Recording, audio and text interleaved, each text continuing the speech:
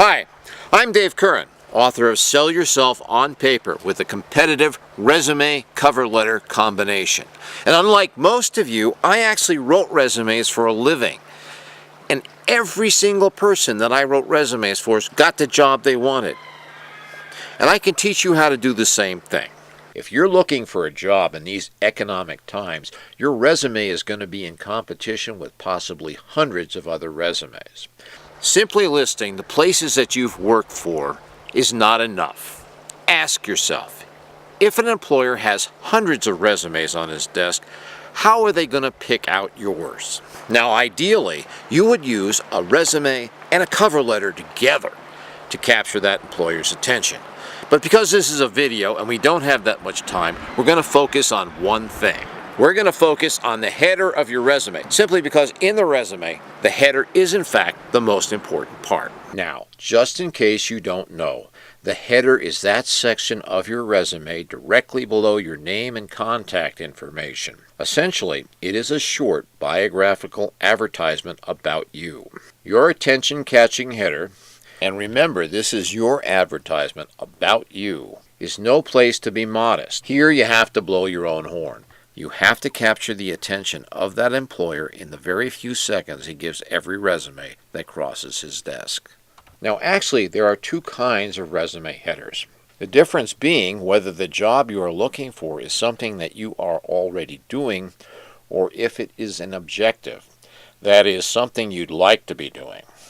The framework for these will look something like these examples from Sell Yourself on Paper. Looking at an outline, we have what you are as a heading, your experience and or education and or accomplishments, plus your long-term goals if different from your objective. Or if you want to use the word objective, what you want to be, including what you are presently, what experience and or education and or accomplishments you expect to use in obtaining your goal, plus a more exact description of your goal if you feel it's needed. Let's look at some examples from an actual resume from the book to see how real people might put their resume together.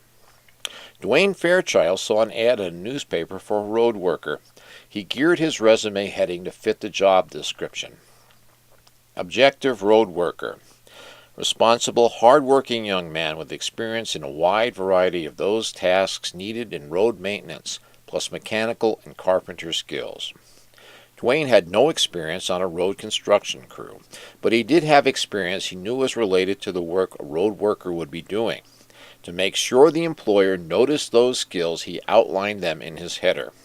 Wendy Cody, on the other hand, had already had college experience as an ad manager, but now wants to find a job on a commercial newspaper. Advertising sales. Profit-oriented self-starter with a very successful record as an ad manager of Bright College's Weekly Phoenix, desiring to combine sales, supervisory, problem-solving, and decision-making ability with a journalism degree to effect a highly profitable career position. As you can see, she emphasizes skills in her header any newspaper salesperson needs. Well, that's it for this lesson. Make sure that your resume's header is a concise selling advertisement for you. It may be the only thing an employer looks at, so make sure that it works for you. And good luck.